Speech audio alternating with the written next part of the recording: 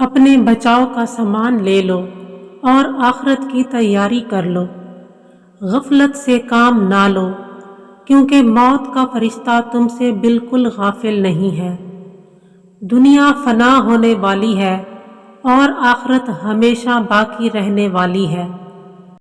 تعجب ہے اس پر جو موت کو حق جانتا ہے پھر ہنستا ہے۔ تعجب ہے اس پر جو دنیا کو فانی جانتا ہے پھر اس کی رغبت رکھتا ہے۔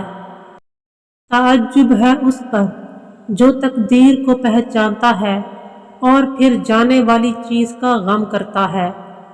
تعجب ہے اس پر جو دوزخ کو حق جانتا ہے اور پھر گناہ کرتا ہے۔ بعض اوقات جرم معاف کرنا مجرم کو زیادہ خطرناک بنا دیتا ہے۔ محب اللہ کو تنہائی محبوب ہوتی ہے۔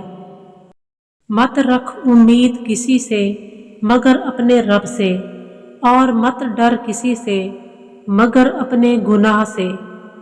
لوگوں کو جتنا چاہے آزما لے، سانپ بچھوؤں سے کم نہ پائے گا۔ عمدہ لباس کے حریص، کفن کو یاد رکھ۔ عمدہ مکان کے شیدائی، قبر کا گڑھا مت بھول۔ عمدہ غذاؤں کے دل دادا، کیڑے مکوڑوں کی غذا بننا یاد رکھ۔ جو شخص التجائے نگاہ کو نہیں سمجھتا، اس کے سامنے اپنی زبان کو شرمندہ مت کر۔ اس نے اللہ تعالیٰ کا حق نہیں جانا جس نے لوگوں کا حق نہیں پہچانا۔ جانور اپنے مالک کو پہچانتا ہے مگر انسان اپنے خدا کو نہیں پہچانتا۔ یہ جان لو کہ موت کا فرشتہ تمہارے لیے مقرر کیا گیا ہے۔